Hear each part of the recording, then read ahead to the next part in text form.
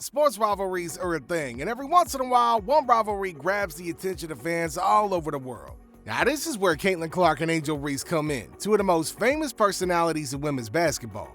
Now, every time they face each other in a game, it's always been filled with drama, intensity, and uncomparable competitiveness. But on August 30th, Caitlin Clark went completely off the rails and single-handedly proved what a dominant force she is. Now, in order to understand why this event is so shocking, let's rewind it a bit. Caitlin Clark and Angel Reese has got a history that goes as far back as their college days. Now, their rivalry came into national attention during the 2023 NCAA Championship game when Angel Reese infamously taunted Caitlin Clark by doing a "you can't see me" move while pointing to her ring finger as she signaled LSU's victory over Iowa. Now, these events led up to the WNBA, where things didn't seem to settle down none. There's a game where Angel Reese struck Caitlin Clark on the head and started celebrating while a teammate of hers pushed Clark to the ground. Then, during an all-star practice for the WNBA, Reese celebrated a little too much when Clark missed a shot. So August 30th rolled around and the tension exploded. This game wasn't an ordinary one during the regular season. It was the last game between the two rookies for that season. The Fever of Caitlin Clark were winning the series against the Chicago Sky and Angel Reese 2-1. Now, Clark could establish herself as an unquestionable dominance if she won the game, and if Reese won, then they would have an equal score. To make things even better, this was the first Chicago Sky game with a Barbie theme. Now, Angel Reese, who'd already accepted the nickname Bayou Barbie, got into the costume by putting on Dennis Rodman's outfit before the game and posing for photos. Now, she seemed familiar with an arena filled to capacity, so she was ready to perform. And Caitlin Clark, she came not for the show, but purely to play some basketball. So the game tipped off and things immediately looked bad for Caitlin Clark and the Fever.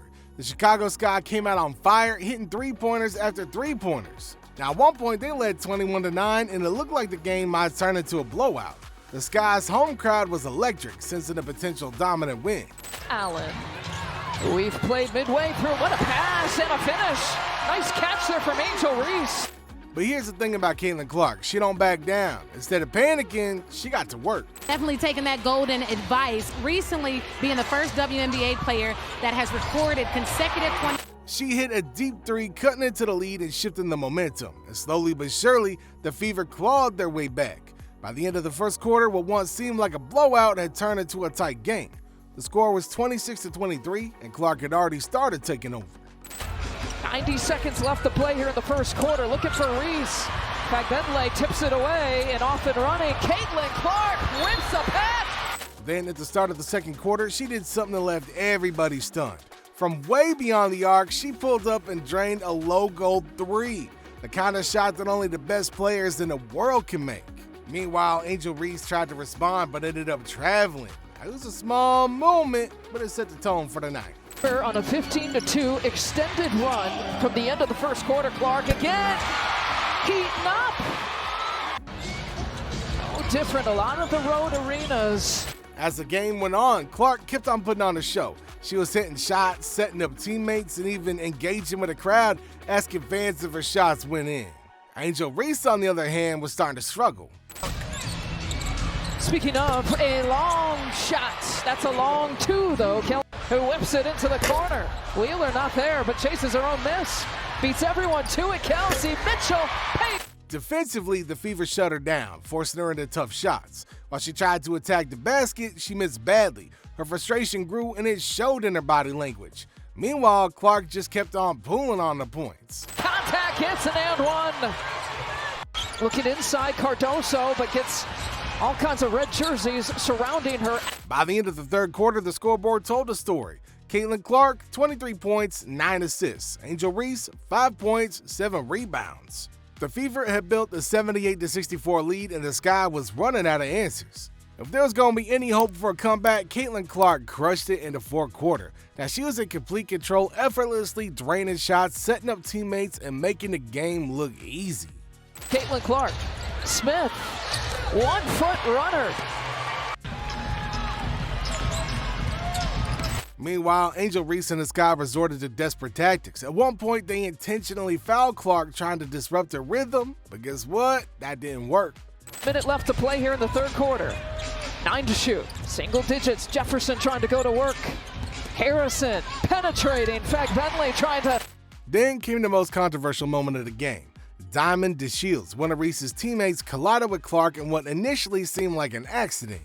But when replay surfaced, it became clear. She wasn't trying to help Clark up, she was arguing with the refs, claiming it wasn't a foul. Even comedian Rob Schneider weighed in, calling it assault and saying the WNBA needed to change its rules to protect Clark. Here's really hurting Chicago tonight. Kennedy a guard, but so effective in the paint. And Boston now is... Now that wasn't the only shocking stat from the game. After the incident, reports showed that 77% of all flagrant fouls in the WNBA have been committed against Caitlin Clark, and 80% of those came from the Chicago Sky. Now, if that's not straight-up targeted aggression, I don't know what is. So with just 4 minutes left, Caitlin Clark had done her job. The Fever was up by 27 points, and Clark checked out of the game. As she sat on the bench, she laughed with teammates, sipping Gatorade and enjoying the moment. Angel Reese, on the other hand, was still on the court, but she wasn't playing to win, she was playing for stats.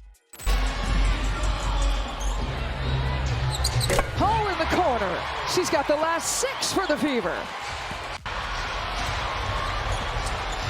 The Sky shooting 38%. Caitlin Clark, another three-pointer. Knowing that a double-double, 10 points, 10 rebounds, will look better on paper, Reese kept on forcing shots and grabbing rebounds against the Fever's bench players. There was obvious stat padding, and the internet took immediate notice to what was going on. Now, even funnier, Reese still missed back-to-back free throws while trying to pad her stats. When the final buzzer sounded, her final stat line was 10 points and 10 rebounds, but 5 of those points and 2 of those rebounds came in garbage time after Clark had already left the game. Fano to Onyenwere. And she gets the and one. And Williams watching from the bench. Did that somewhat early in the first half of the season. Final few seconds. Caitlin Clark, a career-high 9. Now, if y'all remove those empty stats, her real performance was 5 points, 9 rebounds, and 28% shooting average. Not exactly the dominance ESPN suggested when they put her ahead of Clark in the Rookie of the Year race. Now, this game was Caitlin Clark's revenge, but not in the way some people expected it to be. She didn't trash talk, she didn't show any disrespect, she just played basketball at an elite level and left Reese in the dust. After all the taunting, all the hard fouls, and the way Reese and her teammates treated her, Clark let her skills do the talking. She walked into Reese's home arena, dropping 31 points and 12 assists, led her team to a blowout win, and then laughed from the bench while Reese stat padded in a humiliating loss. Now, this was a defining moment in the rivalry. No excuses, no debates. Clark had proven beyond any shadow of a doubt who the better player was that night.